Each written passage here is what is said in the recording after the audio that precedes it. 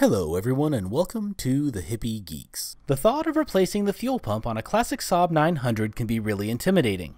Fortunately, the engineers at Saab made it as painless of a process as possible. The first thing to do is open up your hatch if you have a hatchback, or trunk if you are in a convertible. The process is the same for both, you just have a little more headroom in a hatchback. We are going to be removing the plywood cover that hides the spare and protects the fuel pump cover. If you look, there are two T15 Torx screws that are holding it down. We are going to be removing them both. If you do not have a set of Torx drivers, you are going to want to pick up a set. Saab use them everywhere. Once you have them removed, set them aside somewhere so you won't lose them. Once those are out, unlatch the cover and pull the whole assembly towards you. There are a pair of tabs along the back that hold it in place and they need to be disengaged before you can pull it out. After it moves towards you, fold it up, pull it carefully out of the way, and set it aside. If you have never looked under here before, there are a couple of things worth noting. In the Classic Saab 900, the fuel pump and fuel sending unit are separate. The small black rubber cover on the right is covering the fuel sending unit access, and the larger gray one on the left is covering the fuel pump access. If your fuel gauge isn't working but your car still runs, then the issue is with your sending unit, not the pump. However, since we are here to remove the fuel pump, let's go ahead and pull off that gray cover. Once you have that set out of the way, you can finally see the fuel pump itself. On top of the pump, there are two fuel lines, one heading out towards your fuel filter and the other returning from the engine. There is also the electrical power coming from the fuse block. First, remove the electrical plug and then both of the fuel lines. When you pull the fuel lines, it is very likely they will spray a small amount of gas, so be sure to watch out for that. I have already removed these ones, which is why it looks like they are coming out so easily. When you first go to remove them, they will not want to come out. Pull them slowly with firm pressure, slightly wiggling them back and forth. If you try twisting them too hard, you can break the connectors on both the fuel line and the fuel pump itself, so be careful. Once you have everything out, it is time to remove the plastic screw ring that is holding the pump into the tank. This can be a real pain if this has never been removed before. Some folks will just take a screwdriver and hammer and just beat the crap out of the ring to try to get it out.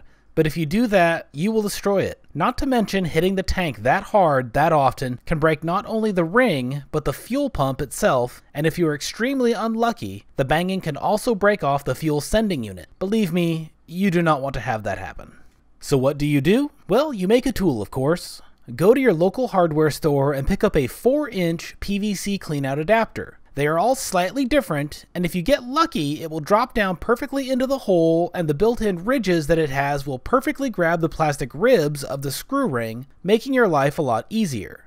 However, if you are like me, the cleanout will just barely not fit. In that case, what you need to do is set the adapter on top of the screw ring, take a permanent marker, and mark the location of each rib all the way around the adapter.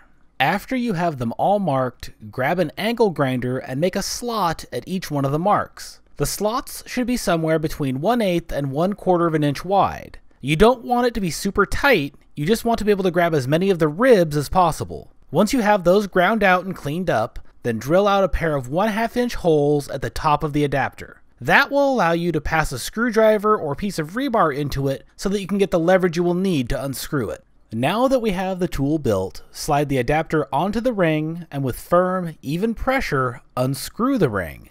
It will not want to turn, but with enough leverage it will slowly start to move. Once you get the ring to move, you're going to want to stop for a minute and grab a shop vac. There is likely several years worth of dirt and dust in this area, and you are going to want to clean it out before you open up the fuel tank and drop all of that grime into your hopefully clean gas. Once you have that all vacuumed up, go ahead and continue removing the ring, and then pull it up and out of the way. Believe it or not, that was the hardest part of this entire process. Once you have the ring out, grab the top of the pump and carefully pull straight up. You will be able to get it pulled out about 3 inches pretty easily, at which point it is going to stop and feel like you can't pull it out any further. Looking at this picture, you can see this fuel line that goes down the outside of the fuel pump. That right there is what is binding you up. Reach in with your fingers and grab the holes on the top of the pump housing with your fingertips to get a better grip, and then just wiggle around a bit until you get the perfect angle and the entire pump assembly should come out another 3 inches or so. At this point, there is a small spout on the bottom of the pump that is holding you up.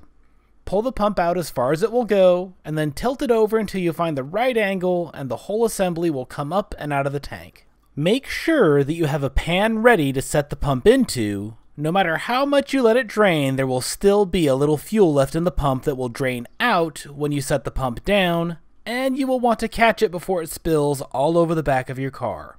As with everything else, installation is the reverse of the removal. It should go a bit quicker though, and after a couple of times doing this, I can swap a fuel pump out of a car in around 15 minutes.